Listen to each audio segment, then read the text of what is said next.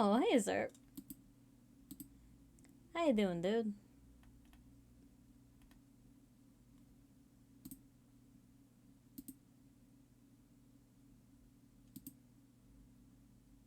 You were fast.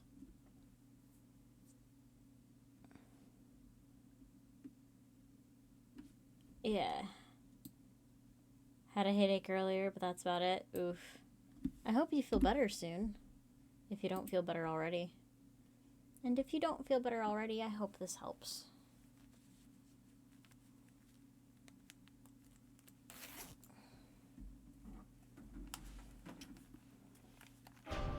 You took some meds? Yeah, it's a good idea. I'm not medicated today. I might be medicated tomorrow. We'll see. If that's the case, I'll probably do like a medicated egg stream. Alright, what was I doing? Oh fuck, I was doing main quest apparently. Medicated Phasmo stream? I would do that. If you're around tomorrow, I would love that. I've been craving playing that with you again. Dude, I just like hanging out with you. Honestly speaking. You're just really pleasant. Also, this fucking egg. I've gotten so close so many times. Probably be around. Sweet. Yeah, just let me know. No pressure. Sleep schedule do be like that sometimes. Yup. I might actually even be around earlier in the day if you say something, because I'm not super busy.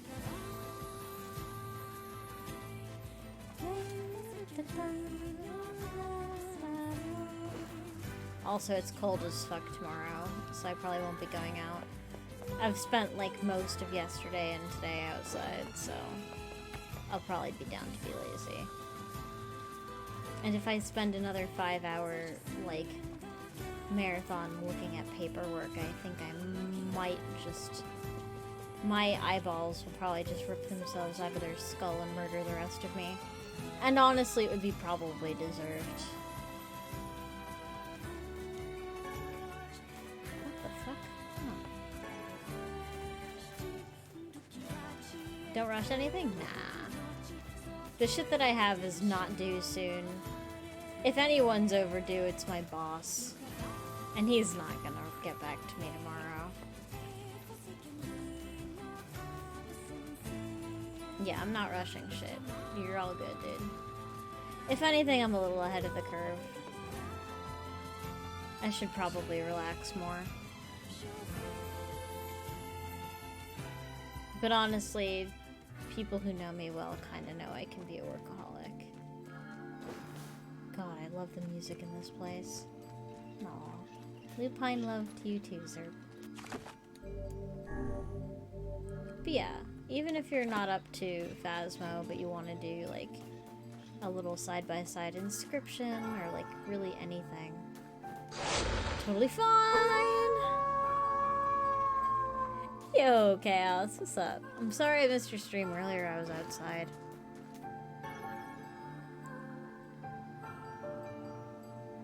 Oh, how goes it, dude?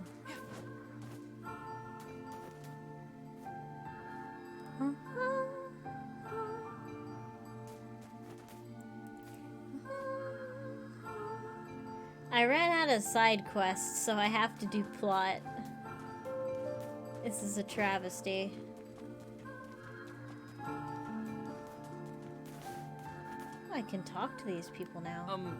Hello? Nope. Real bright and cheerful, Polar. All good, just went into people's brains and tried to fix them. I think it did more damage than good. I mean, that's me whenever I talk to somebody, so don't feel bad. Hi there. Well, they don't give a shit about me. No more side quests? I'll show you. And I even went to Diavola to try to get more, and I can't get more until I do main. I know, it's awful. Beware. Uh-huh. Beware the words. Okay. The words? What do you mean? Contagious words. Black scroll? Those who dream. Those who dream? Hold a moment. There is a strange new sensation in my mind. What? What happened to the text box? Vice's voice rose in a quizzical way. Doing good? Got the brain scan done yesterday? I really hope they don't find anything bad. Keep us posted, okay? And if there's anything we can do to help you and your family out, like, you know we're there for you, let us know. It is not quizzical. What the fuck is going on? What's going on? Yeah! Villager's body shuddered as he slowly opened his eyes. Perhaps we should start by asking this man. Who are you? What the fuck is going on? We heard something happened to this village, so we came to see if we could help. Mayor stared at Wolfie and Vice. If you can speak to me, I must have caught you in my dream. Okay. In your dream? The mayor explained. Did he? No tumors, but I guess there are parts of my brain that seem to blink in and out of function. That makes sense. It's good that there are no tumors. There might be something they can give you to, like, help with that. Tenchi, if he were here, would know more about it than I. Yeah, just don't die. That's my only rule. And, like, if you need more time and more assistance to do anything, like, dude, just let us know. They might still be able to help you out. There might be something. Yeah. But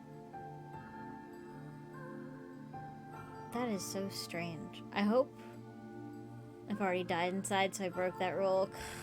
Dude. I've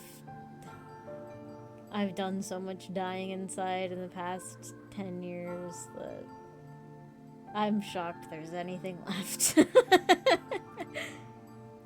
the past weeks, a mysterious disease called the Death Dream has spread across the forest of myth. Those who caught it were cursed to fall asleep and live forever within the world of their own dreams. Well, that would suck for me. Village mayor had determined Death Dream was spread from person to person by spoken words, but before he could learn more, the disease took him also. Why is the text bigger now? Vice stared at the mayor, his mouth twitching slightly. Now see here. Are you saying that we have been absorbed into your dream? Well, yes. I think you have. They said the chemo affected my brain from way back when. Seems that the effects are now showing up. Text wants attention a little bit. That sounds like it's probably it, but hopefully it's nothing too major.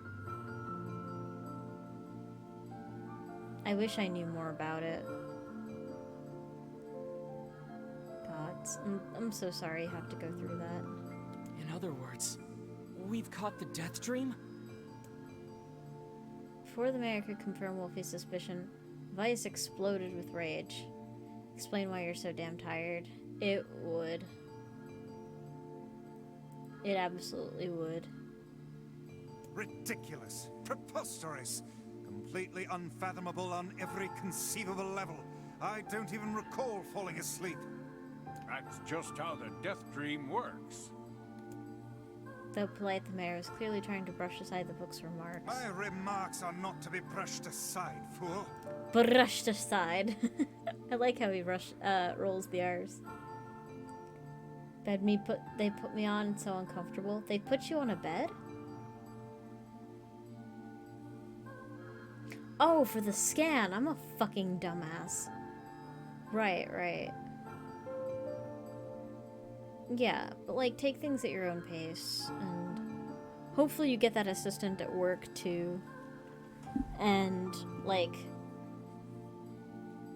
if and when you decide to like dungeon master our campaign, let me know if you need like any note taking or support or anything like that.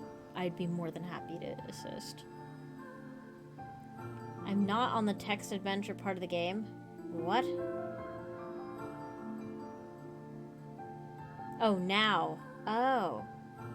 Please tell me I'm showing my screen. Yes, I am. Oh, thank God. At least make your goddamn beds comfortable. That's kind of what they're for. Yes. Zerp, you have my absolute agreement. Nair twisted his mouth into an embarrassed grimace, then quickly changed the subject to who Wolfie had seen and what they had discussed since coming to the village. Something there must have caused you to enter my dream. A certain conversation, a specific word, something. The fuck is this? Wolfie and Weiss. Wolfie and Weiss. Those two fuckers racked their brains but could not find no easy solution. Simply too many words to consider, too much random chatter, too much meaningless conversation. Grimoire Weiss does not engage in meaningless conversations. Okay. Mere suggestion that Weiss chose his words carelessly seemed to sting his pride. It does not seem to sting my pride, you bloated gasbag of a narrator.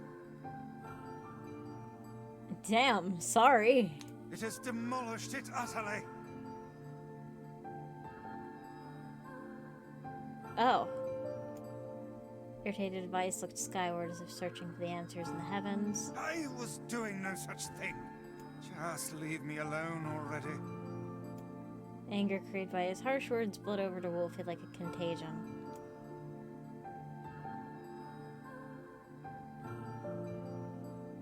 Wait, said Wolfie suddenly. Did someone say contagion? Yes, I believe so. What of it? Well, that villager told us to watch out for contagious words, right? The mayor leaned forward with renewed interest, pushing a startled Weiss aside in the process. He must have said something, right? Asked the mayor.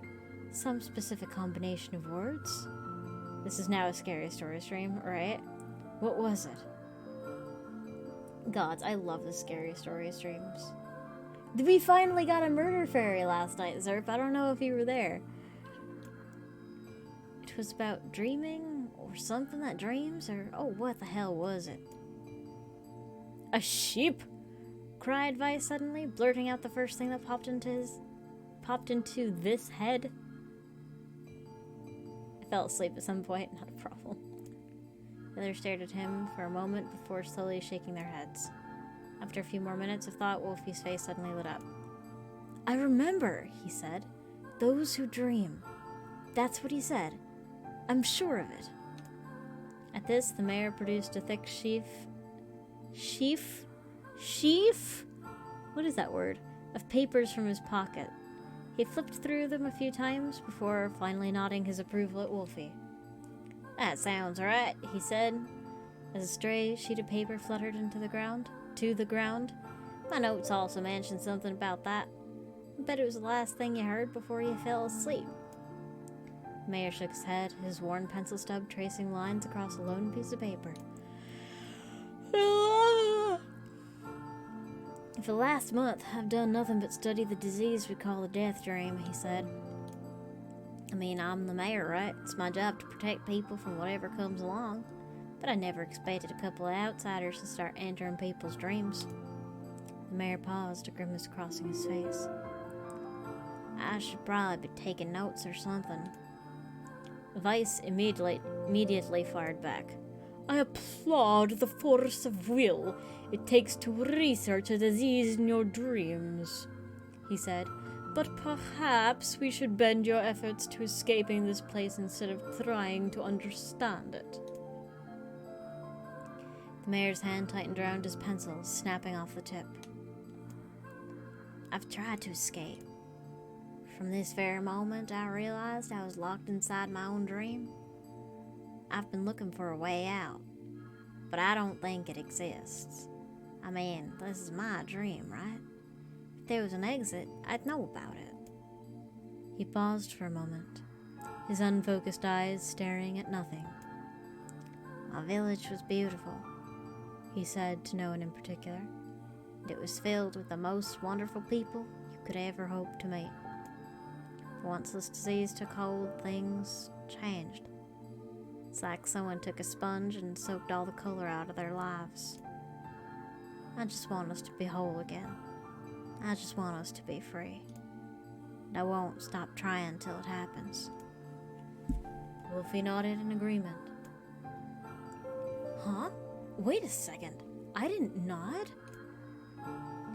Look, if we can be of any help, said Wolfie, just ask. Now, hold on. I did not just say that. Silence! Cried Vice. The grimoire looked from Wolfie to the mayor and back again, his face filling with confidence. Grimoire, Vice. His face is always confident, thank you very much. Now see here, Mayor. You told us that nothing can exist in this dream without your knowing of it. But yet you seemed surprised to see us when we first arrived, yes? Arrived. I don't know how to do this thing. The mayor slowly raised his head, realization dawning on his face. Oh my god, he said. You're right. You're right. I had no idea you were coming. The human imagination is a limitless engine, said Vice, and dreams are the fuel. If you can imagine an exit, then it must be so. With your permission, we shall search it out. Thank you, said the mayor. I don't know how I can repay you.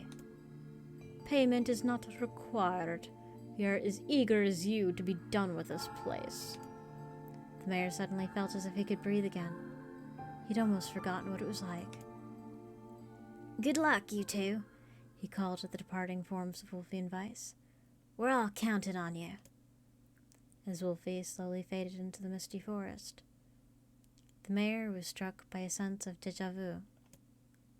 I saw this man once before, he thought. But where? Wolfie's mood darkened as he trudged through the forest. Hours earlier, when the beauty of the place was still a new thing, he'd been confident they could get in, find the exit, and be home in time for dinner. But the deeper they went, the more forest closed in around him. The mist made it difficult to see more than a foot in any direction, and moss-covered rocks seemed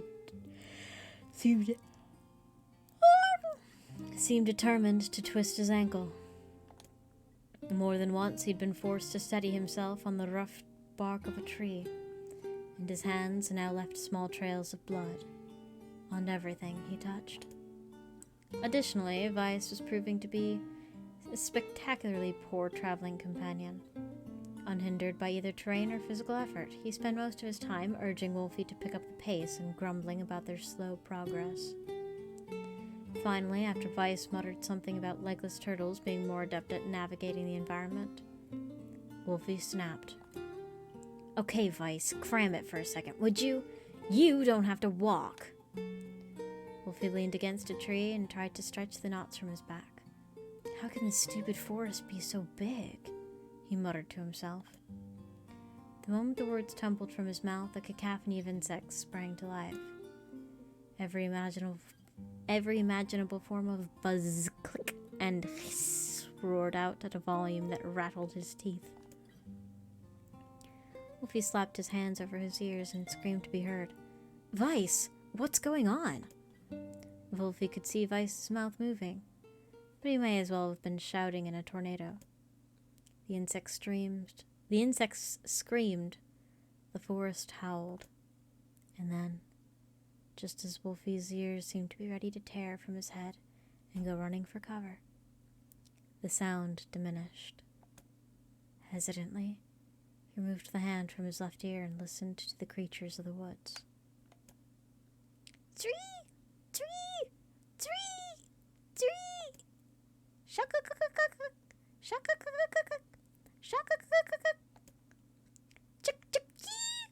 Chick-chick-chee! Chick-chick-chee!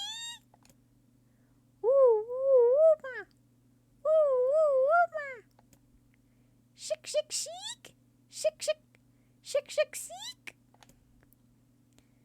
As the insect symphony dimmed another decibel, Wolfie began to detect patterns in the sound. Weird birds, yep. This isn't random, he thought. It's not just white noise. It's something else. The insects weren't just calling out. They were asking a question. One with it is lacking. Two with it is ideal. Three with it is dangerous. What is it? By my pages, is this a riddle? I guess so. I mean, it feels sort of forced, but maybe it's the key to getting out of this place. Then I leave it to you to answer.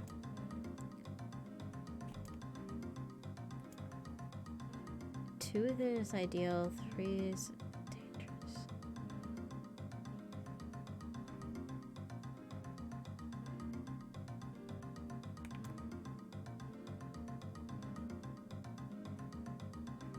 It could be either one of these.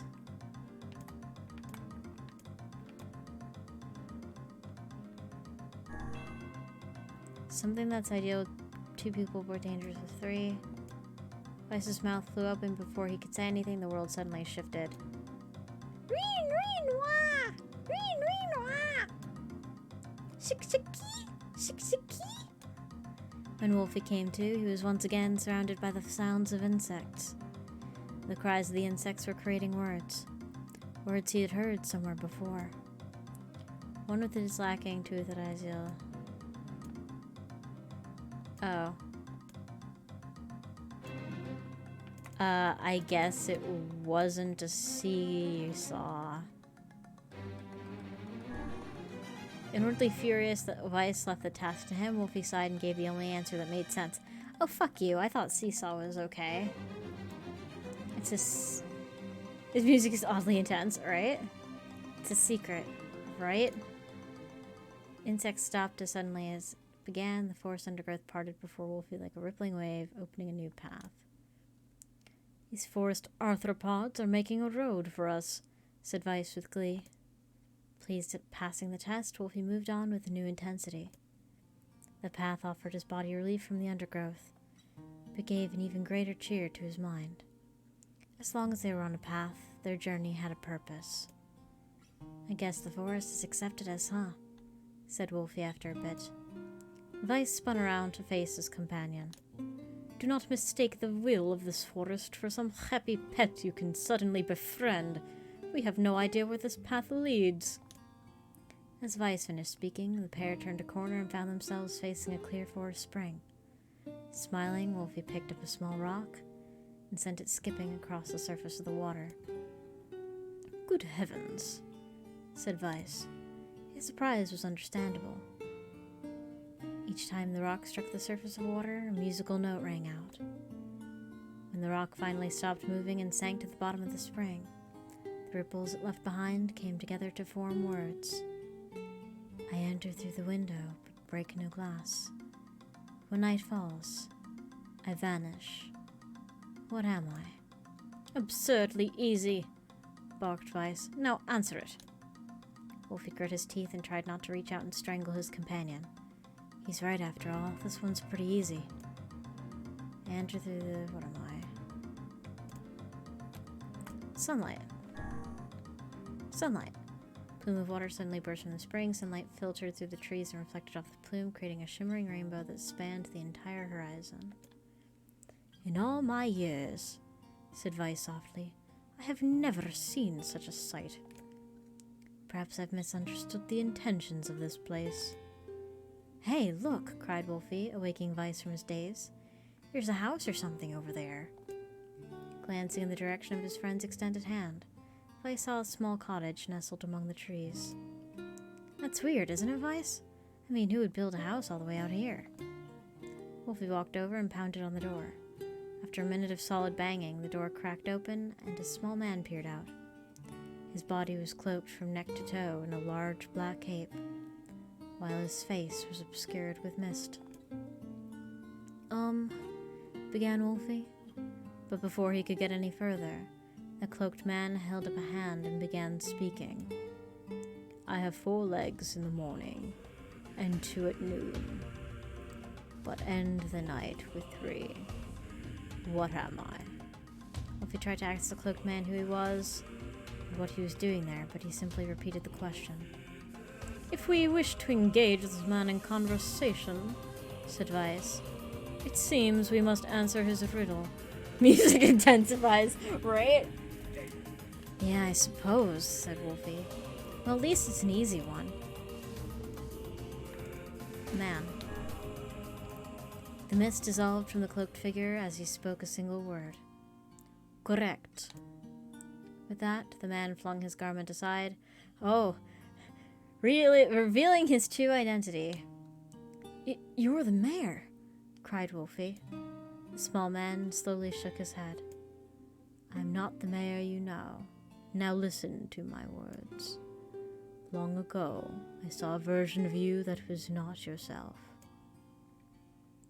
Sorry? What's that mean? It will make sense in time. At present, I simply congratulate you on cracking the seal of the Death Dream. Now you must go to the person at the forest entrance. With that, the man turned on his heel and slammed the door behind him. As Wolfie watched, mist seeped up from the ground and enveloped the cottage, erasing it from existence. When Wolfie and Weiss turned to the forest entrance, they found the mayor leaning against a tree. As soon as he caught sight of the duo, he sprang to his feet and scrambled over to them. Good gravy, he cried. You made it! You actually made it back! His left hand grasped Wolfie's and pumped it so fiercely it threatened to dislodge from the socket, while his right squeezed Weiss by the cover and swung him through the air. Gah! By the heavens, stop shaking me, fool! We have not even told you if you were successful or not. The mayor smiled broadly and shook his head. I'm just happy you're alive. I didn't think I'd ever see you again. Wolfie withdrew himself from the mayor's eager handshake with a slight smile. We broke the Death Dream seal, he said. At least, I think we did. The mayor's face beamed as Wolfie filled him in on the details. When the tale was done, the 3 of them lay down on the forest ground and fell asleep. Wolfie cocked his head. Okay, hang on a second. This is crazy. Why would we lay it down and go to sleep? I was wondering that as well. Cease your endless prattle and go to sleep, fool. Fighting against the rules of this place is futility itself. Wolfie and the mayor obediently reclined atop the grassy earth. Have you forgotten? Continued Weiss. It is words that control the Death Dream, words that allow us to move from place to place. No matter how unnatural they seem, the words are absolute. Therefore, if the words tell us to sleep, then sleep we shall. And once we do, the story will continue. With that, the trio found their eyes growing heavy, their breath slowing. This is the first time, began the mayor. First time I felt tired since I was imprisoned here. His words were cut off by a loud, long yawn, and he remembered nothing more. They might have slept for an hour or a year. When they awoke, things had slightly more real quality to them. The mist felt thicker, the leaves greener. It was clear that they had weakened from their dream. Wolfie shook the mayor's shoulder gently. Good news, he said. I think we made it. Yo, Thunder Kitty. Oh, wow, said the mayor in an odd voice. We did. I'm back. He blinked once and then again, as if not quite believing the sight before him. You two have no idea how much this means. The Death Dream was spreading through our village and I wanted to... Well, I thought I could figure out how to stop it, but I guess that wasn't the case. I must have caught the disease and became trapped in my own dream. The mayor started to stand, then collapsed back to earth. He stared at his legs as if trying to remember how they worked, then glanced at Wolfie and shrugged. Without a word, the young man reached down and pulled the mayor to his feet. Real life might take some getting used to, said the mayor with a wry smile across his lips. You shall learn in short order, I'm sure, said Weiss. For now, you should return to your home and rest. No, said the mayor, swinging on unsteady feet. No, I can't. Some of the villagers are still trapped in the death dream. I have to save them. Mayor slowly made his way to the divine tree in the center of the village, then bowed his head and prayed silently. This is a holy tree, he explained when the prayer was finished. It's the guardian of our village's history and memories. Superstition will only make our mission harder, muttered Vice. We should not put our faith in the gods. The mayor shook his head. Not the gods, the words. Legend said that our tree is home to a powerful magic known as a sealed verse. Oh, well, rip your tree. Wolfie and Vice could not contain their surprise. It seemed a goal had been found in the most unexpected of places. I say, muttered Vice. This is certainly a stroke of luck. As the three of them said their goodbyes, Wolfie mentioned the strange man who had given them the third riddle and the mysterious words he had left with him. I once saw a vision of yourself. I once saw a vision of you that was not yourself, muttered the mayor. What in the world does that mean? Lost in thought, he stared into space for a long moment. You know, he said softly, it's gonna sound odd, but I had a feeling I'd seen you before too. Wolfie tried to keep a straight face and veiled, but the mayor didn't seem to notice. Deja vu, right? Anyway, I figured it's some kind of illusion created by the death dream. Probably don't mean anything. Wolfie gave the mayor a nod and smiled, but inwardly his thoughts were racing. There's something wrong about the mayor and his words. And what exactly is going on here? That riddle would prove to be the most difficult one of all. Oh, thank you so much. Oh god, thank fuck, I can rest my poor fucking vocal cords. Now I can finally return to a normal life. This is one of the most bizarre diseases I have ever encountered. I know. That's why we have to help the other villagers, no matter what. Oh.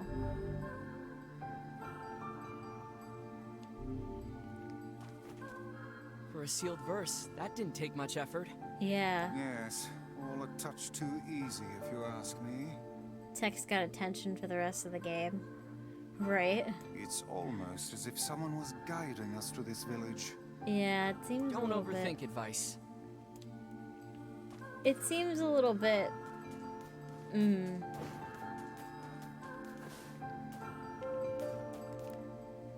This person must be dreaming too. It would appear that way, yes. Oh, God. Can't say I'm very excited to go back there. That dream world sorta creeps me out. Perhaps you should spend less time complaining and more time getting on with the mission. Yeah, I think we all spoke too soon, Zerp. Yeah. Oh, fuck. I breathe air scented with death, and resist the urge to laugh, for I know it will sound like the words of a madman. How long have I been in this fresh hell? My box, my prison, is tucked beneath a stairway in the long unused catacombs of some infinite castle. Outside I hear the sounds of funeral dirge that plays without end. Light has no place here. Wind is a forgotten friend. I pray for death to come, but he forsakes me. Time passes, and eternity slips by in a single tick of the clock. Someone knocks on my prison. Anyone there? I hear an unfamiliar voice say. My savior. I claw at the door of my jail, embedding thick splinters under my ragged nails. I scream for help, I laugh, I sob. Surely this is a product of my addled mind. Surely it cannot be true. Help me, I cry. For the love of all the gods, help me. And possibly I hear the sound of a lock being torn out and falling to the floor. As the door suddenly creaks open, I have just enough time to see a silver-haired boy and a floating book before the light pours inside. My eyes, accustomed to the blackness, explode with pain, and I am forced to turn away. Who are you? I ask, shaking hands, covering my face. How have you come to this place? I am Grimoire Weiss. This is Wolfie. Long have we been searching for you. Now come, stand. We shall awaken from this nightmare together. The one known as Wolfie extends his hand and pulls me from the cell. Though my eyes are slow to adjust to freedom, my ears are keen as ever, and they recognize the staccato sounds of heavy rain. I never thought to hear that again, I whisper. Would that this not be such a terrible storm. Whoops. Would that this were not such a terrible storm, said Grimoire Weiss. Look at your feet. I force my eyes open and see water pooling around my ankles and lapping at my shins. There's so much of it. Yes, and more comes each moment we delay. If you do not make our good escape, we shall all drown in this castle. We know you are weak, but you are our only hope to survive this place. Time, that long-forgotten friend, made itself known again.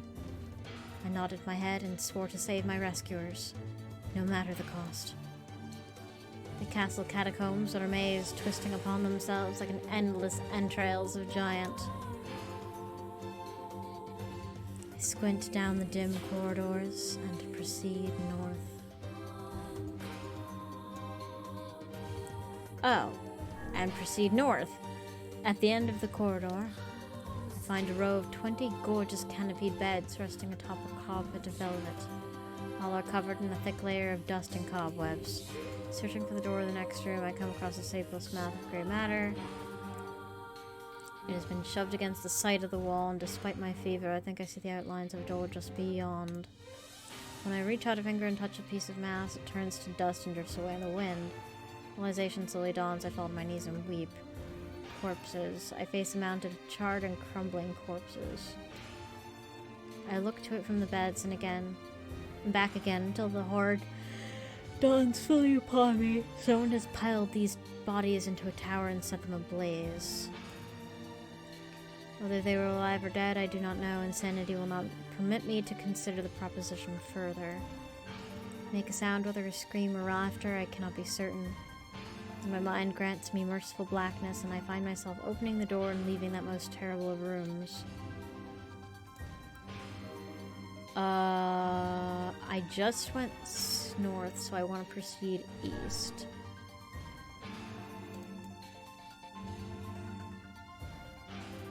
West would be back, so north.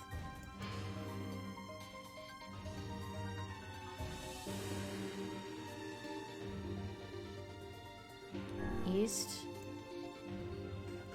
Only sounds of rain for comfort. The waterlogged red carpet squishes beneath my feet. Old beautiful dining table which rests china and silvers of the finest construction, as well as the remains of a fantastic feast. As my eyes continue to adjust, I see many chairs surrounding the table, each holding a dinner guest. Noticing movement, I approach the chair at the table's head, but the truth of the matter dawns on me. I recoil in horror. The host of the feast is a corpse, and all are invited guests. An army of foul, wriggling insects have made homes in their remains, and this is the movement I saw. This once splendid feast was now nothing more than a requiem of the damned. Take a moment to steady my shaking hands, then slowly back away from the table. Desperate to lose sight of the abomination before me, my gaze lands on the chairs upon which the dead are seated. This is a mistake, for the chairs prove to be even more terrible than the feast itself. Each one is covered in a layer of spikes that run from the seat up the back and down the arms. This explains the color of the carpet beneath my feet. I can only pray that the unfortunate diners were dead when the meal began. For if not, this is a simple test. It is a simple task to envision the agonized screams that must have sprung forth from their mouths. My mind grasps frantically at the possibility that these souls committed some terrible crime for which this is the punishment. Though in truth, I suspect that they committed no crime at all. There would be no tomorrow for these unfortunates. This was their last supper. I know I haven't gone... Go north. Against all hope, we make it to the front door, break it down, someone cries, so I give myself to the effort. Tandem with Wolfie and Grimoire Vice, I slam my body against the thick, sturdy door. The third try gives way, and we find ourselves sprawled on the ground outside the castle. The storm is in retreat, the clouds above are still dark and foreboding, but to the west I can see the thin shimmer of sunlight trying to break through. How can I thank you? I cry as tears join the rain on my cheeks. I certainly would have died in there. Looking down, I suddenly notice my dress is in tatters, and sheepishly try to cover my exposed skin. Your dress? Asks Vice. Then you're a woman, madame? I am.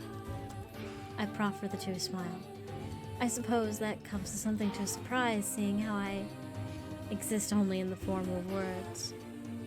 I can see the one known as Wolfie is disappointed that the torn dress will be given no further description, but he hides it well.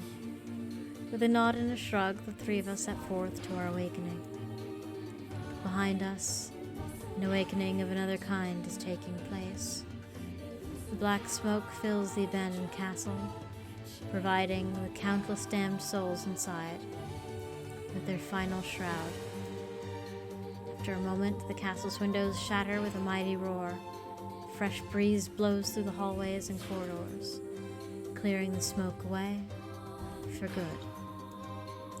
As we watch with awe, uncountable black shadows slowly flicker to life, crossing to and fro in front of the broken windows. The castle's dead have awakened to their new life as shades. You have anything to say about that? Hopefully there will be no labyrinth next time. I hear that. Thank you so much for saving me. I never want to have a dream like that again. Yeah, that's not great. Hopefully you don't mind that I've given up the dramatic narration because my voice is going to die. And another victim. This work certainly is trying. I figured a book like you would be into all this word stuff, Vice. Even I have my exceptions. Now let's be off. A colony of massive sculptures was visible in the distance, their tall forms scraping against the sky. This is Kindness' theme. Vice and Wolfie had never seen such a sight, and their eyes widened as they tried to take it in. Those buildings must be huge if we can see them from this far away. What do you think, Vice? As Vice considered his answer, the sun beat down on them with a renewed ferocity. Perhaps they are some manner of mirage. He said. Sends you into the text-based dimension. Yup. Under this heat, a mirage or two would hardly be an unexpected sight. Wolfie nodded and wiped the sweat off his brow, leaving a trail of sand in its place. He thought he'd never been so thirsty. The ancient road on which they walked was black and cracked with age. Here and there, thin wisps of grass pushed through the rocky surface. You curiosity. As if defying those who had laid this material down over their home. The heat reflecting from the road made Wolfie lightheaded. His feet hurting, he crouched down to rest. I don't know how much longer I can do this. Is this someone playing a joke on us or what? The complaining had already begun. Vice tried not to let his eyes roll too much. A joke, he said. No joke. This road leads to the city of art. Perhaps the path itself is simply some manner of grand artistic work. You don't sound very sure of yourself there. Perhaps not, but thinking of it in this way might make it easier for you to bear. Wolfie glanced at Vice's grinning face, shook his head, and resumed walking. As time passed, Wolfie's feet grew more painful, and his throat drier than he thought possible. He tried not to look further than the next step ahead, because bright sunlight made him hesitant to trust his own senses. We are definitely getting closer, said Vice in an effort to cheer his companion. Yes, this much is certain. Encouraged, Wolfie lifted his gaze. Suddenly, he stopped walking, choosing instead to stand in the middle of the road with his eyes and mouth wide open, and his finger pointing in the distance. Water, he cried. It's water. Water? Asked Weiss. Preposterous. I don't see any water. Over there, just ahead of us. Look, the sun is reflecting off of it. Without waiting for a response, Wolfie sprang to life and bounded toward the sight. What in the... There was no water. There was nothing but sand in every direction. Wolfie closed his eyes and sighed as Weiss floated up behind him and chuckled softly. I believe this is what is known as a mirage, he said. Many a desert traveler has spoken of such things. Wolfie shook his head, bewildered. Suddenly he pointed off into the distance, his eyes wide once more. Wait, there it is. I just missed it. Look, it's right there. Wolfie sprinted off again, leaving Weiss with no choice but to follow. After a few minutes of running, Wolfie came to a halt. I could have sworn it was right around here. Confused, he put his hands up to his eyes and rubbed them vigorously.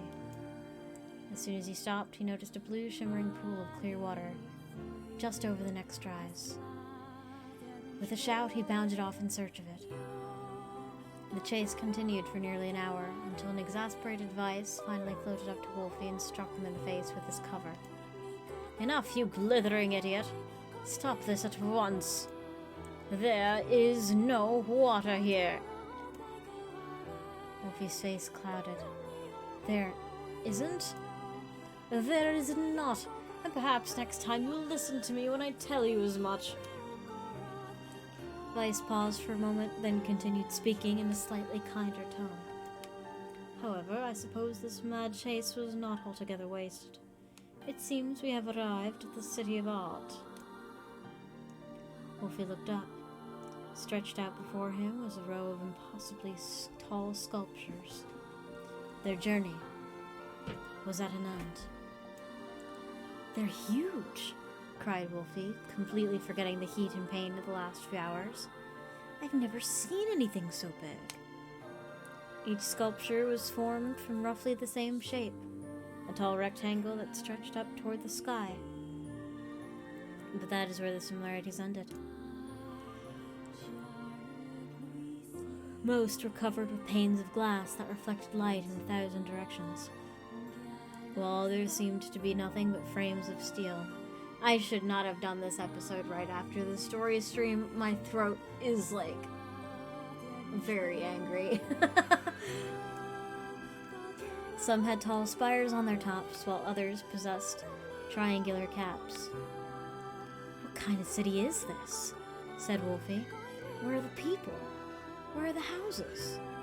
Perhaps this land is intended exclusively for artistic use. Debate continued as they made their way through the city. Miracles of artistry were everywhere. Great iron crates with wheels sat on steel rails. Beautifully carved words with lights of red, amber, and green dangled over every street. As they moved away from the massive sculptures, they found a great array of smaller ones. Some were covered in glass or brick, but many were composed of materials they had never before encountered. The sheer variety of colors and styles were staggering. Unable to find a theme or purpose to the abstract work around them, Wolfie and Weiss eventually fell silent. On the outskirts of the city, they discovered 3 sculptures in the shape of humans.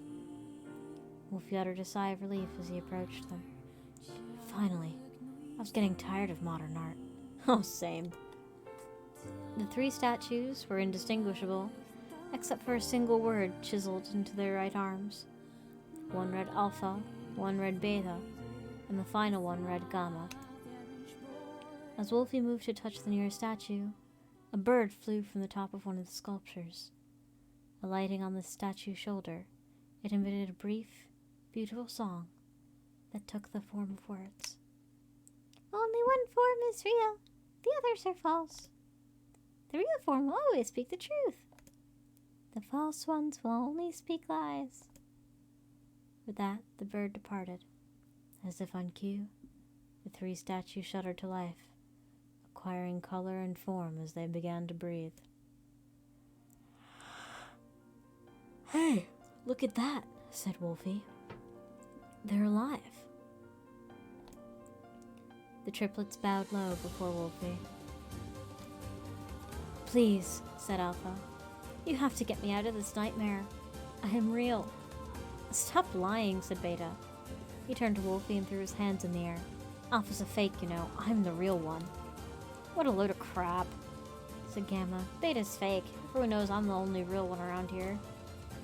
Respective pleas given, the three statues returned to their frozen state, as silence once more enveloped the city. When you consider all the statements, only one of them could be the real thing, said Vice.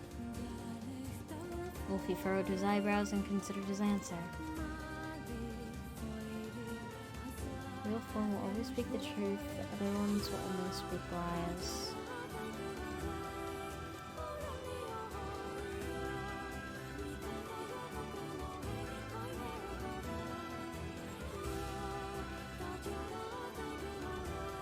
How the fuck am I supposed to know?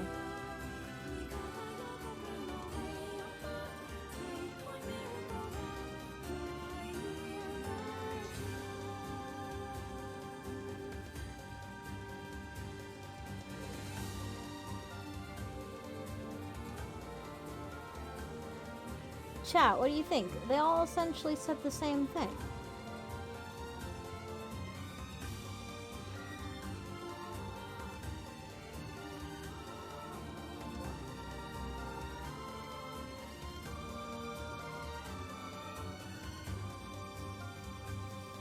I want to believe Alpha.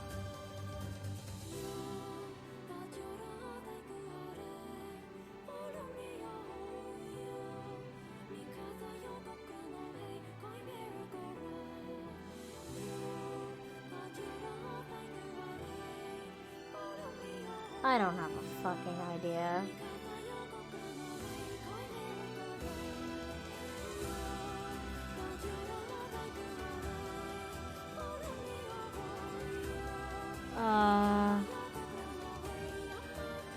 What happens if I admit that? Long outskirts of the city, they discovered Wolfie uttered a sigh of relief, finally. Only one form, the real form will speak the truth, the others speak with lies. They're alive. You have to get me out of this nightmare, I am real, stop lying. Alpha's a fake, you know, I'm the real one. What a little crap, everyone knows I'm the real one around here.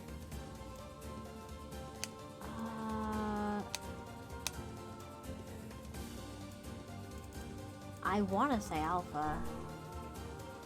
As the statue shone with an eerie light, the light grew stronger until Wolfie was forced to turn away.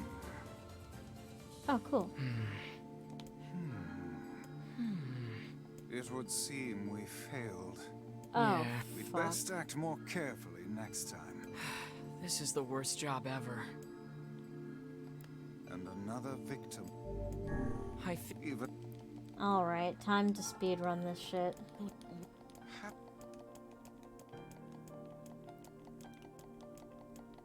How the fuck was I supposed to know?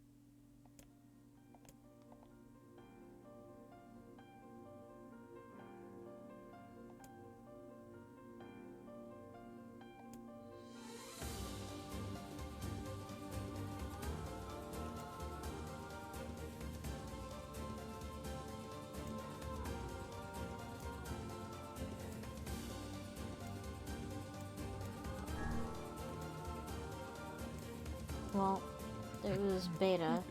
We'd better I don't know how the fuck I was supposed to know that. even. What's the trick there, guys? What am I missing with that? Is this easy and I don't know, or is this kind of just a trial and error shit?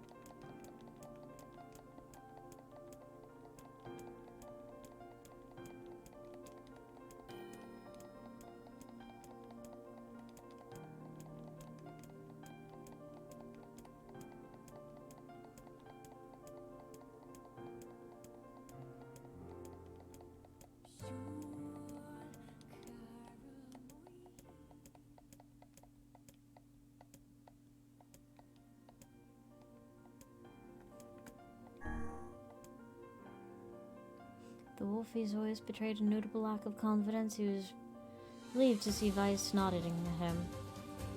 Oh, here we go. If Alpha were telling the truth, Beta and Gamma would be fakes, but in that case, Gamma's claim that Beta is fake would be the truth, even though Gamma is a liar.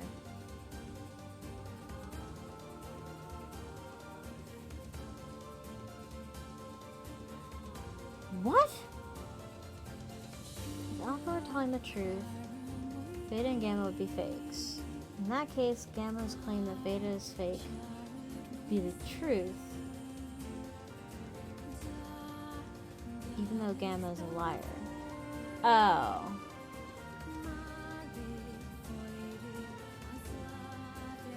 So only one that said that only...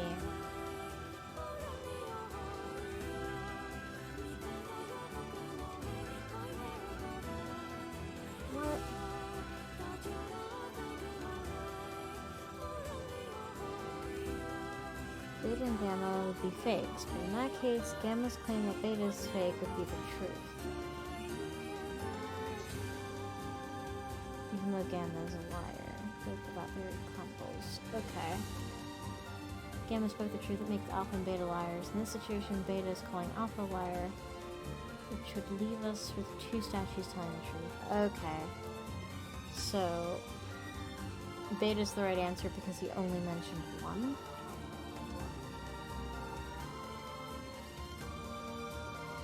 So Alpha and Gamma's lies would make sense, therefore Beta is real. I'm the only real one, which means... Huh?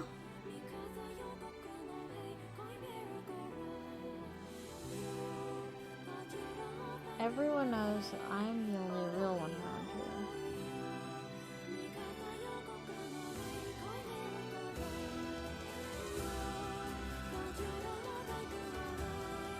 I think I'm just stupid, chat. As Vice finishes that explanation, Alpha and Gamma crumbled soundlessly into dust while Beta sprang to life once more. Congratulations, villager, said Vice in a cheerful tone. The time to awaken has arrived. Thank you for saving me, cried the villager. He dropped to his knees and bowed his head as low as he could go before an uncomfortable Wolfie pulled him to his feet. Why'd you have a dream like this? Asked Vice. Have you been to the city before? The villager slowly looked around at the bizarre objects and sculptures that dotted the landscape, then shook his head. I don't think so. I mean, it's impossible, right? There's no way I could ever have been to a place like this. But at the same time, I feel like I've seen it before. Deja vu, muttered Wolfie, just like the mayor. The vague sense of unease that struck Wolfie's during the mayor's dream spread once more through his mind. That was rough. I am positive I have seen that place before. I still call shenanigans. I don't know if there's really... I have to revisit that. Okay, that's enough. Don't need you getting all weird on me too. Okay, there. Now all the villagers can wake up, right? Yes, if the mayor's assumption was correct. I think I have had enough wordplay to last a lifetime. Thank you very much. You're telling me. Anyway, let's go see the mayor.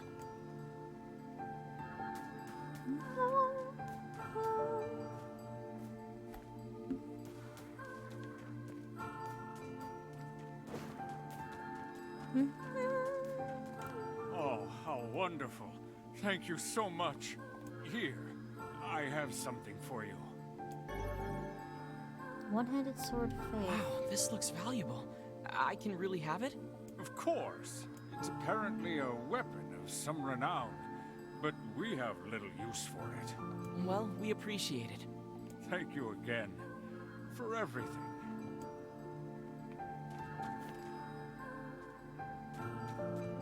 Is there truly nothing more to this place?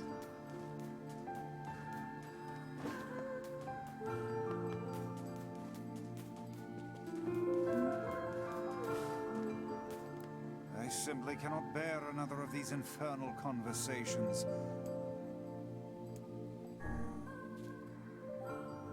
Oh, fuck.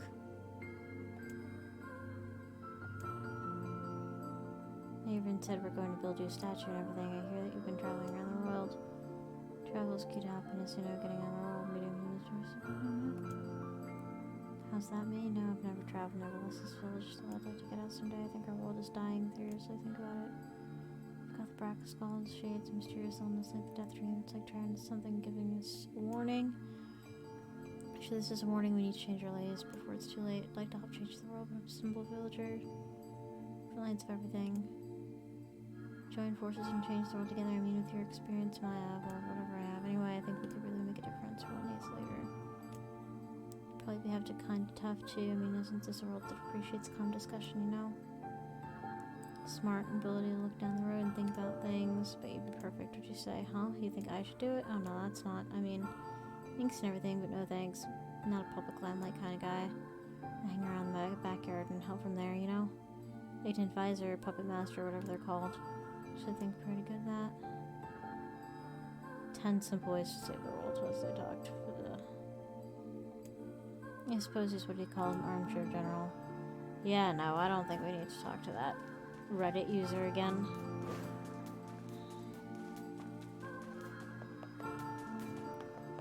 Ever.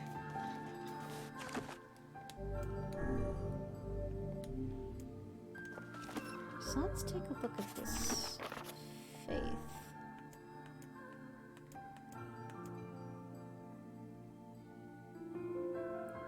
Very late. Oh, that's a pretty sword. Actually, I'll save. Again. My voice is so unhappy.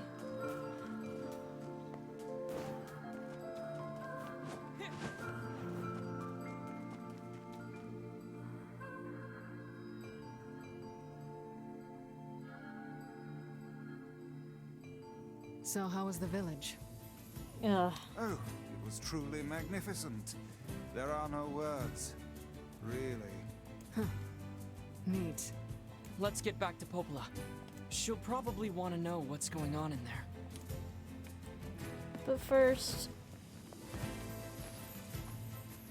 I want to get this sword repaired. Oh, hi.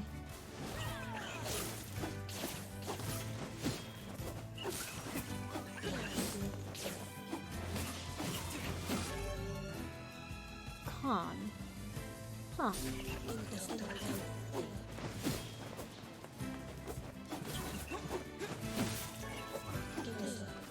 Leather gloves, that's new.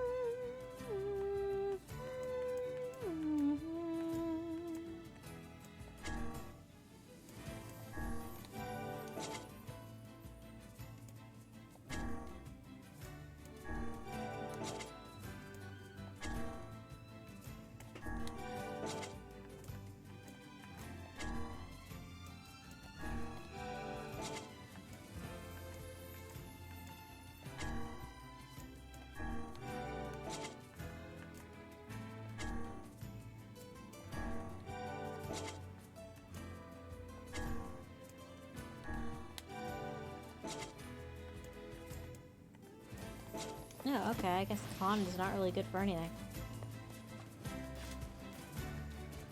I think there are enough words said. Oh, yeah. Oh, yeah.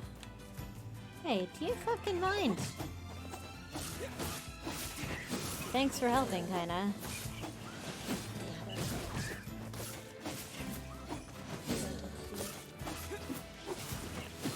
Don't attack the boar, are you mad?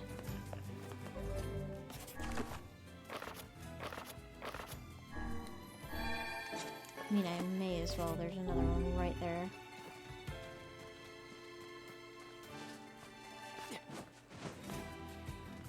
Wait, hold on. Junk heap outside.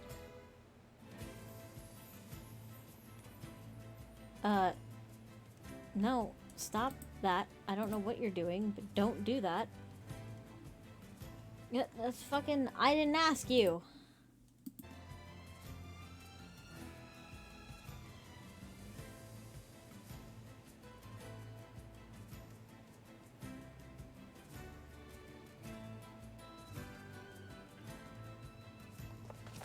Oh, I need to cross the bridge.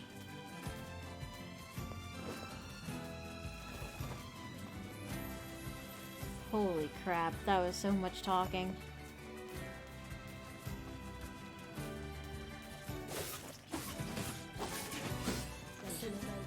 Broken saw. I'm getting new dropped thingies now. You missed every shot, kinda.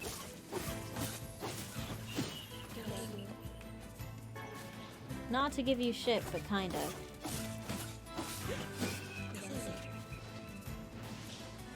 Oh man, they are really...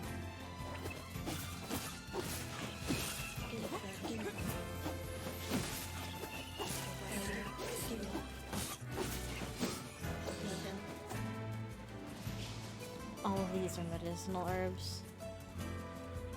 Jeez, kinda, you're not very strong. Okay.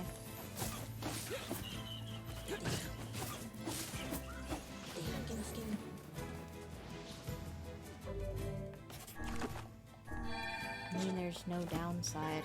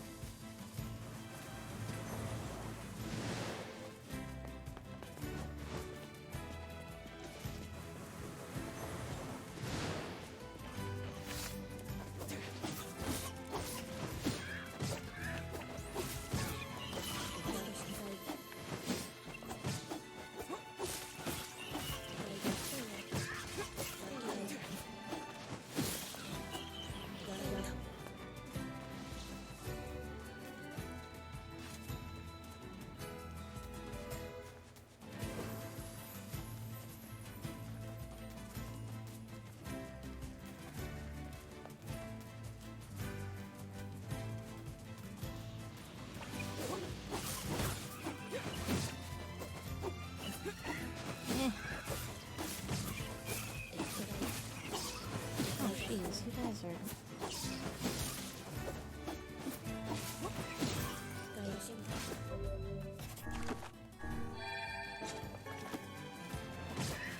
Oh, yeah, fucker.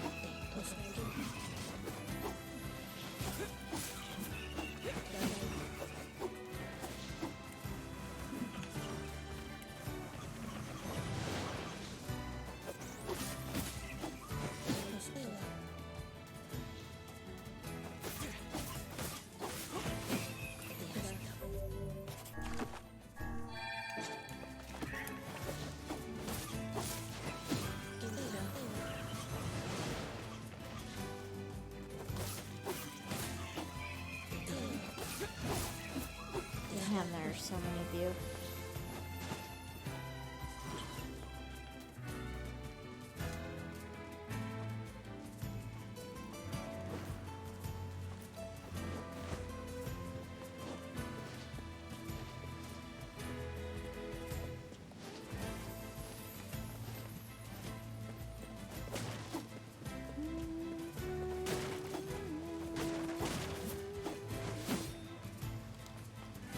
I wonder why it gives me quite so many medicinal herbs.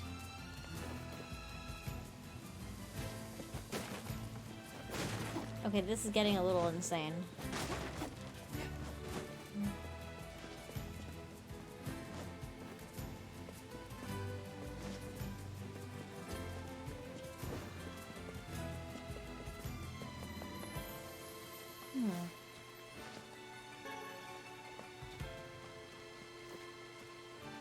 I certainly can't go this way. Unless I go down. That's quite a jump to venture, though. I don't think that's a thing I can do yet.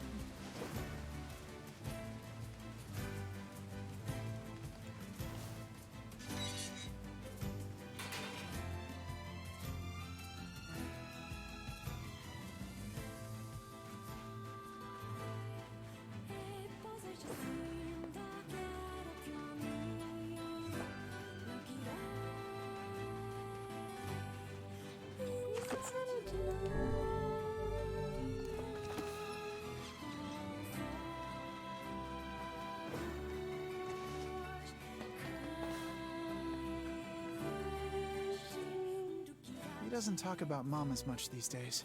Jacob, Yeah? can you read me a story? Aww. In a bit, okay? I've got a customer right now. How can I help you? Need some work done on your weapon? Let's strengthen.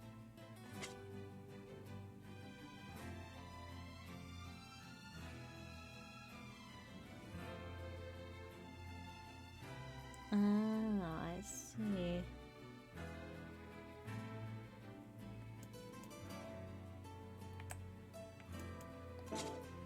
Don't actually Come need that. How can I help you? Need some work done on your weapon? What are you selling? Oh. Oh.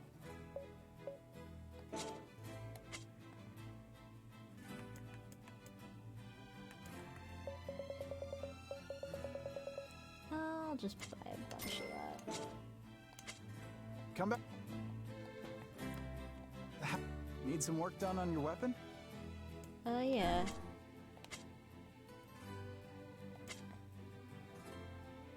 $152.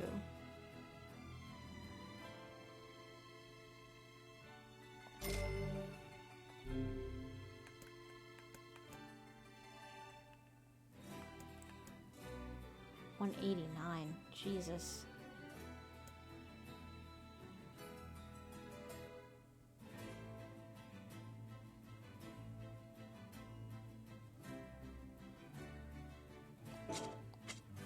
Come back.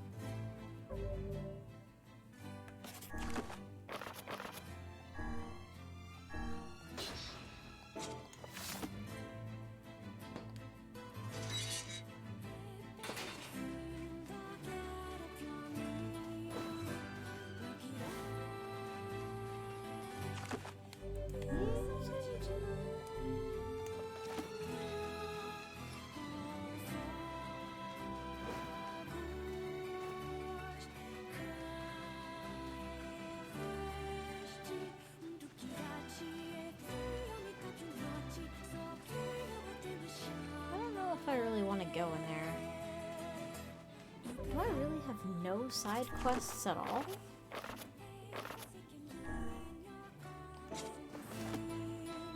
Huh, I guess I do gotta just go back and talk to Corporal.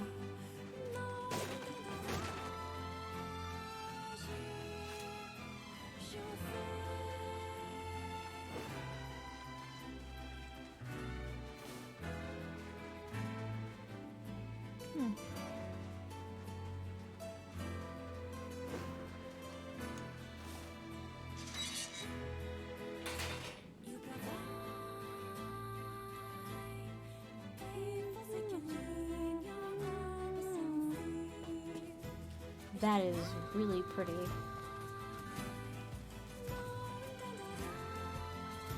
Oh, the impulsive part of me wants to try to jump. I know that's a terrible idea.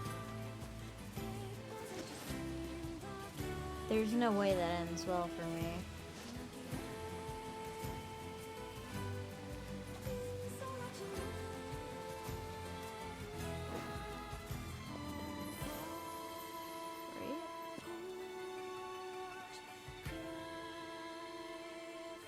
And even then, how would I get back across?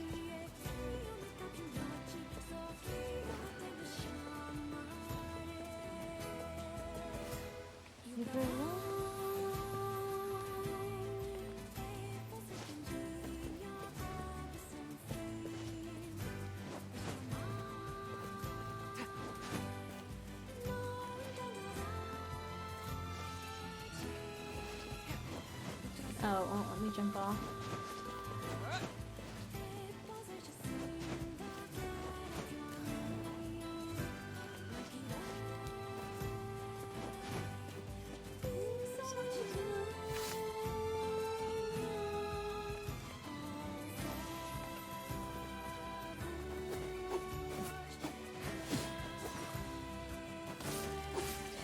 Oh man. You kill quick.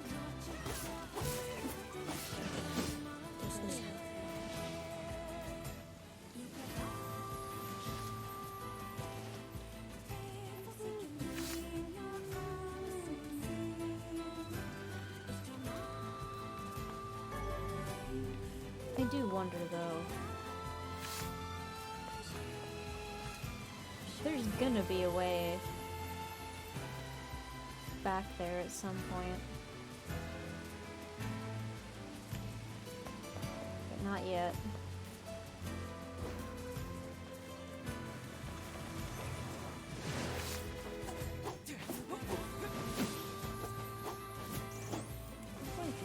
There you go.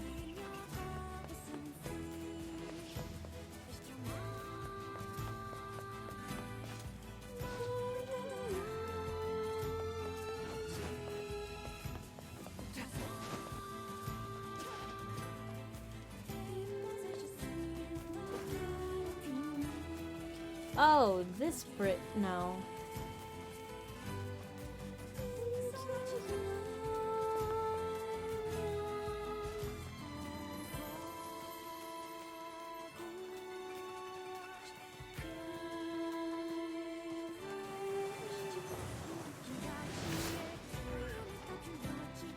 Ah, shit. I didn't mean to.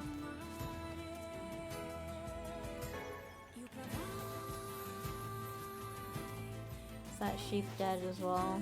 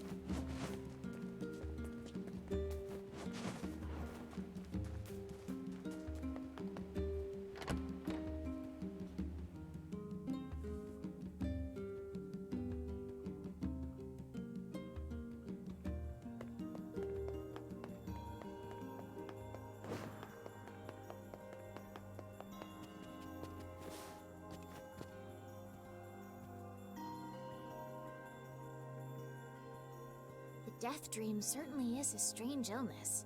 Yeah, it was something all right.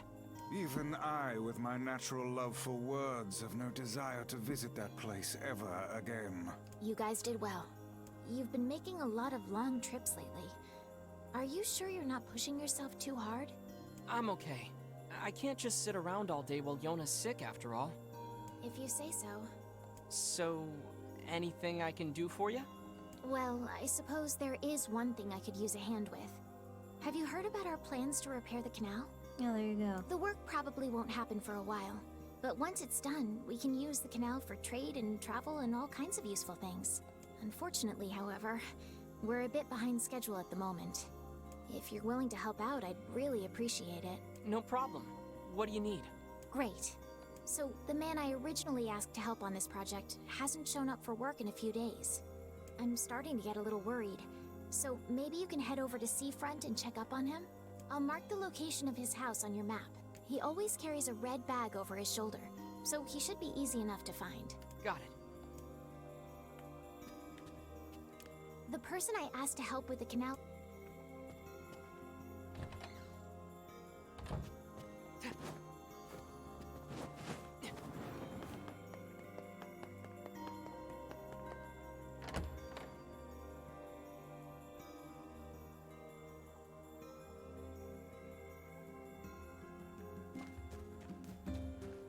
A canal, is it? Fascinating.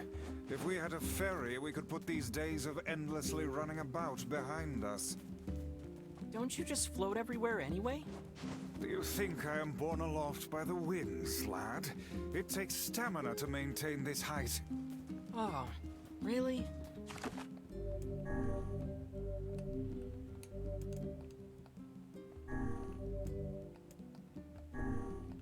You could at least try to hide the utter dismay, you know.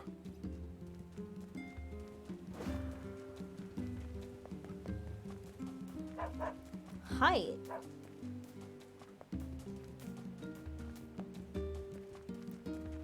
Wait, so if you glided close to the ground, would that be easier? I guess you'd run the risk of getting stepped on. Please get that mutton.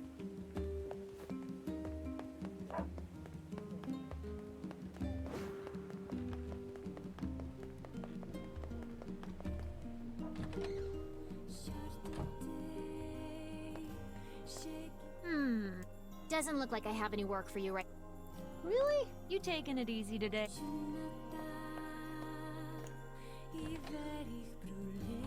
Did we just run out of side quests? What the fuck happened?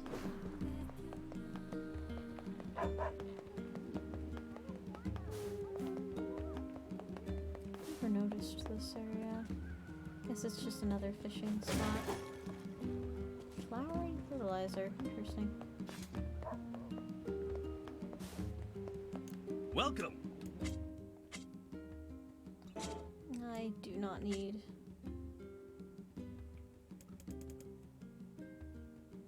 Has damage from medical attacks. Thanks for your support.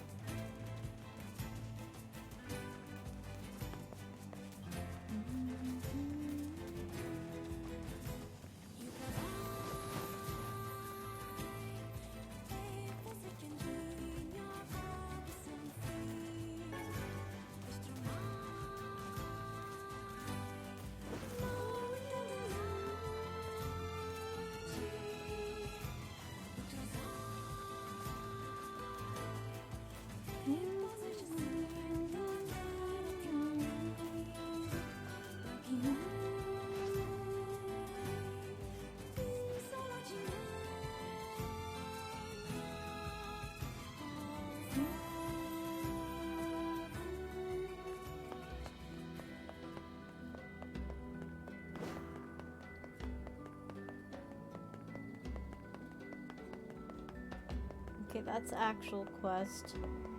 I actually am not looking for that at the moment. Come on, fish guy, you gotta have something for me.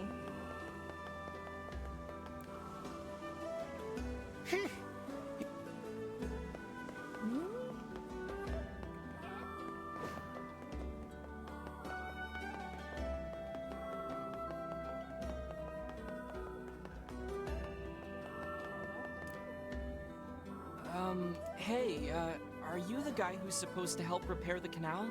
Popola sent me to... Oh god, it's over. My life is over. What? Surely you must realize nothing good can come of being involved with this particular endeavor. Easy, Vice. Hey, so, are you alright? What happened? It's my wife. She left home a week ago and hasn't come back. I'm so worried I can't even focus on my work. Oh, my sweet dumpling, where are you? Dumpling? Dumpling?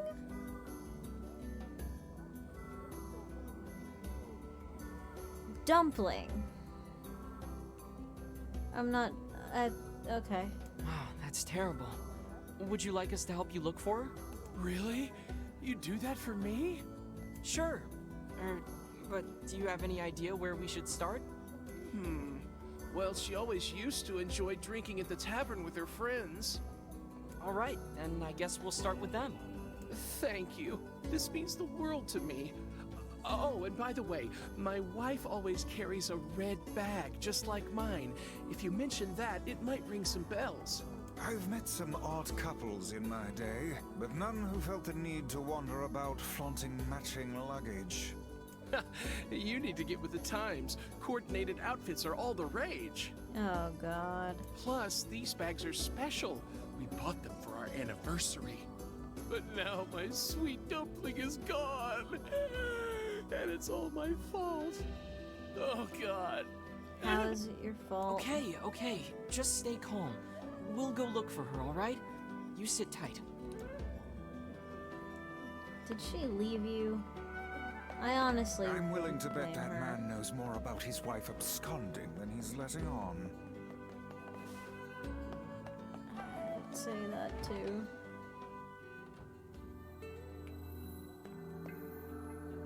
Hey there, I'm, looking for a woman carrying a red bag. Are you now? Interesting. Did something happen to her? She hasn't been home and her husband's worried. Do you know anything about where she might be? Trouble in paradise, is it? Oh, those two never change. Anyway, the short answer is no. She hasn't been around here either. Though come to think of it, she always got on well with the woman over at the tackle shop. Maybe you should try her? I'll do that. Thanks. Hey, what's the rush? You've got a cute face. Why not sit Ew. here and join me for a round? Or 3? Sorry, ma'am, but I'm not old enough to drink. Yeah, ick. I don't want to ever talk to you again.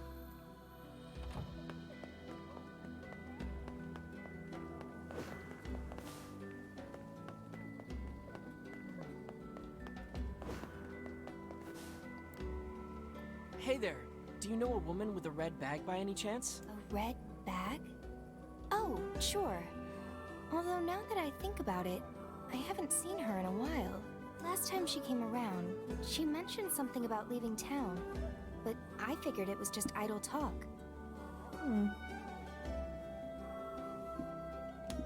Leaving town, huh?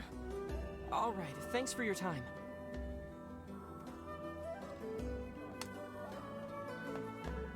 If she has truly left this charming hamlet, finding her may prove most difficult indeed.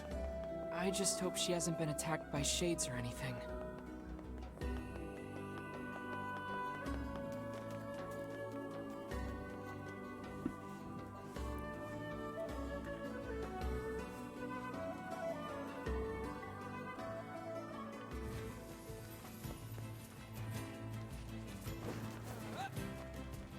If she is the shade.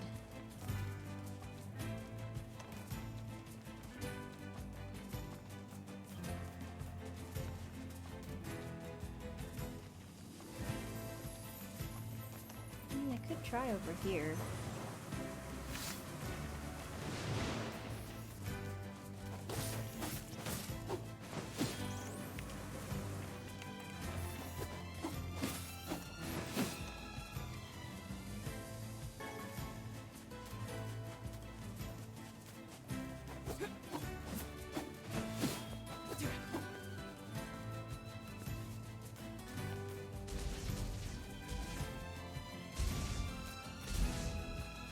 And there's nothing really to suggest that that would be where she is.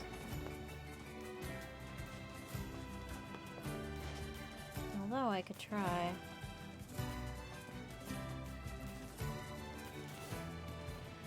Oh.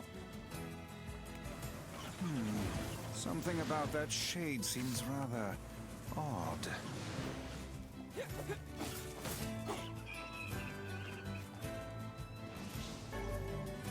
Red bag. Hey, look at this. It is identical to the red satchel carried by the man who sent us on this mad quest. Perhaps it belongs to his spouse. Oh no. Do you think the shades got her? I fear it likely, lad. I sense no other activity in the immediate vicinity. We were too late. Well, this is terrible. What are we supposed to say? However difficult it may be, we've no choice but to tell the man the truth.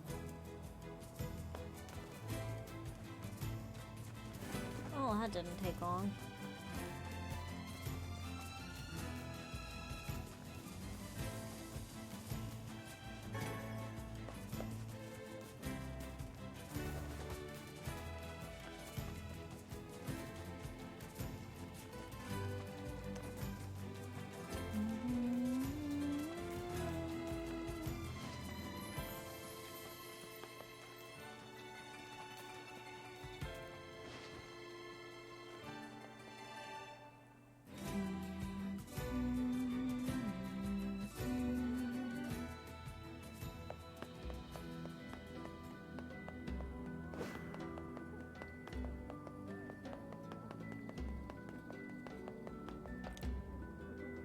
Hey, did you find my sweet dumpling?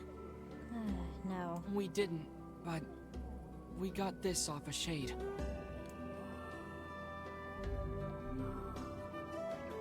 Oh no, this is hers. So our fears were correct. Oh God, how could this happen to her? This is all my fault. Ask him.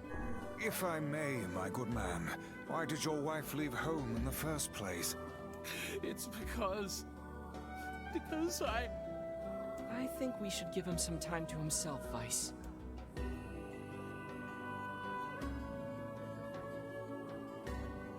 Honey, I'm home. Good heavens, you're a wreck. What's wrong? Dumpling, you're not dead. What in the world are you talking about? What the fuck is going on? Oh, you found my bag. Thank you so much. I can't believe I went and dropped it like that. Oh, this is such a relief. Okay, seriously. What's going on?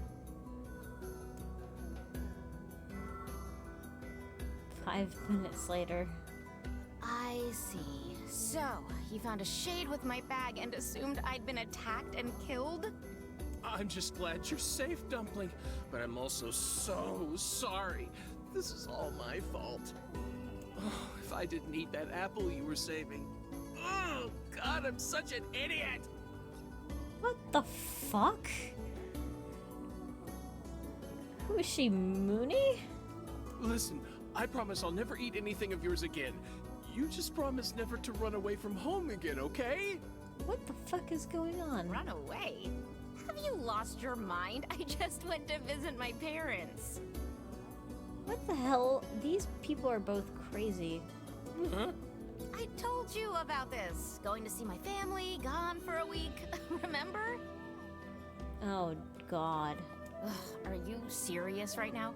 Why don't you ever listen to me? Lad, my brilliant intuition suggests we should beat a hasty retreat from these two with all speed. It's...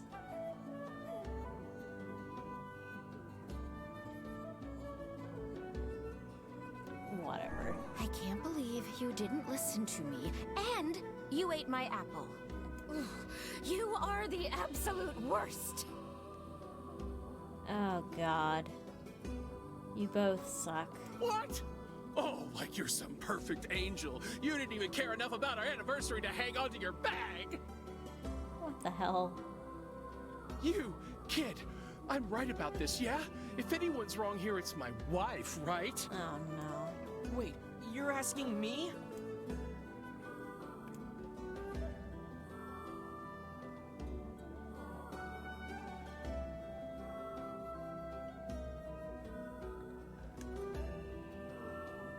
You both suck.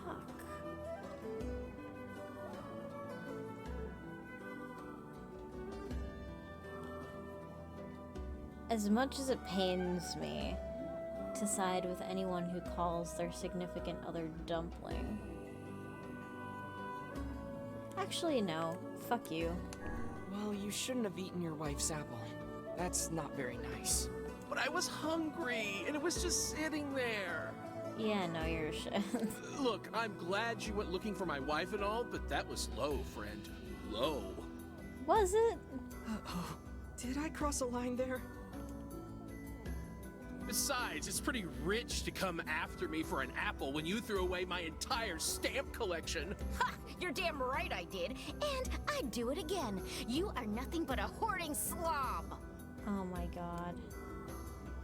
You there! My husband's in the wrong here, isn't he? Pardon, but madam,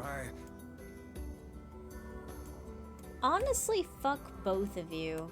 Oh, enough. The both of you are at fault. Now apologize to one another and end this ridiculous display. Talk for a floating magazine. I see you finally agree on something.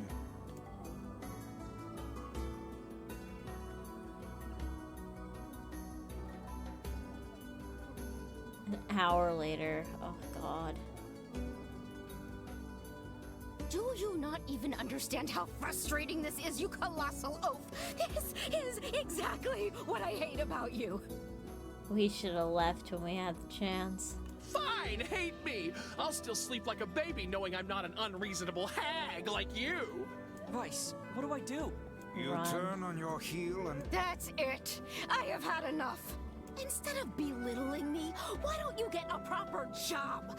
Everyone in the neighborhood treats me like dirt, and it's all because... Actually, I have a job now. Wait, you what?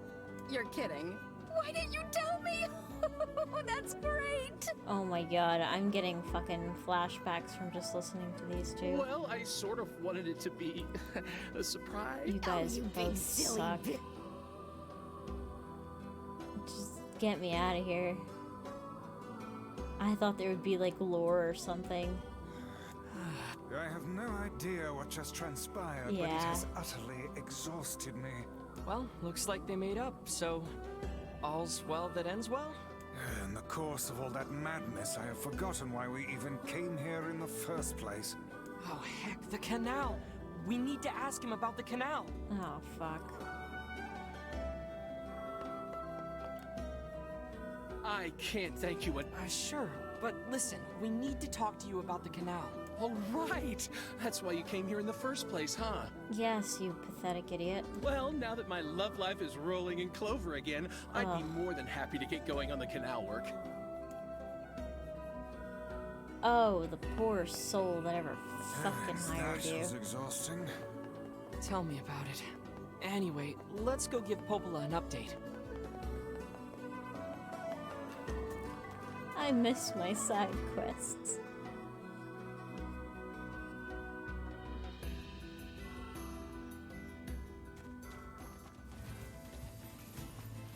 The couple with the red bags were a strange pair indeed.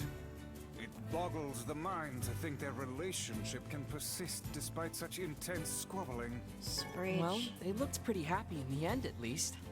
It Maybe doesn't the matter. secret to living a happy life is sharing your feelings, even when they're sort of mean and weird. No. If you adopt such a strategy, I may leave for groceries one day and never return. There's gotta be moderation. Honesty is the best policy, but also don't be an outrageously unreasonable fucking moron. And understand that your feelings are not always the reality of the situation. Or at least make room for other realities.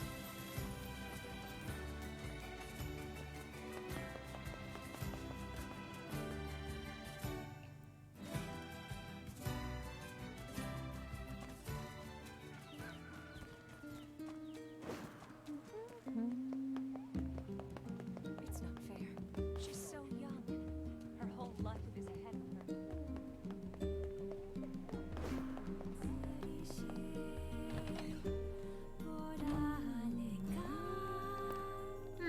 Doesn't look like...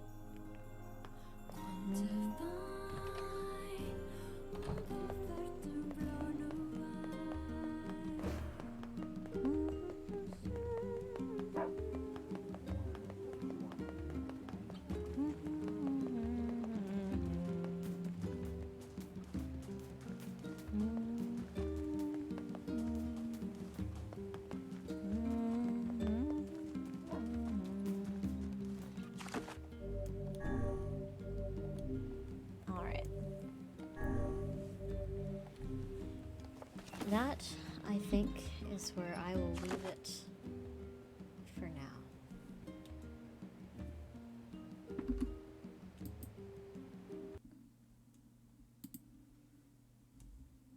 And besides, I think you've all fallen asleep.